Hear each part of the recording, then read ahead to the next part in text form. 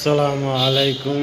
আপনাদের সামনে আর একটা কৃষি ছাদ বাগান নিয়ে আসছি। একটা ছোট ভাই দিয়েছে ওদের ছাদ বাগান সুন্দর। এই দেখেন ফুল গাছ, এই যে ডাঙ্গু গাছ, এই যে মালটা গাছ, না না এটা কমলা গাছ, সরি ভাই, কমলা হয়েছে অনেকগুলো।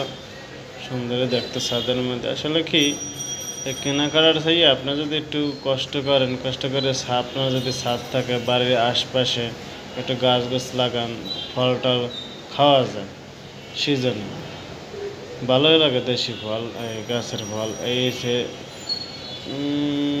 কত সুন্দর দেখছেন, এই যে ডালিম গাছ, ডালিম হয়েছে কত সুন্দর। এই ডালিম কিন্তু খুব উপকার, কেউ বোঝে না।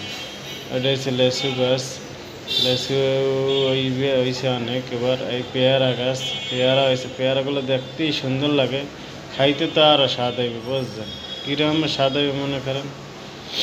এই জন্য এসে যে বাড়ির আশেপাশে ছাদে যে সময় পাইবেন গাছ গাছ লাগাইবেন। এই যে পেয়ারা, যদি একটা পেয়ারা গাছ লাগান 12 মাস যদি পেয়ারা হয়, আর পেয়ারা কিনে খাওয়া লাগে না, ওই ফরমালিন পেয়ারা। এই যে আমের ঈদের ছিল এই জলপাই গাছ, জলপাই গাছ, সরি, এই যে এটা কি গাছ, এটাও এটা আম গাছ। ও এই যে আম গাছ, আম হয়েছে ধান দরিদ্র বান্ধে রাখছে যেন না পড়ে যায়, না যেন প্রকৃতি না খাইতে আরে।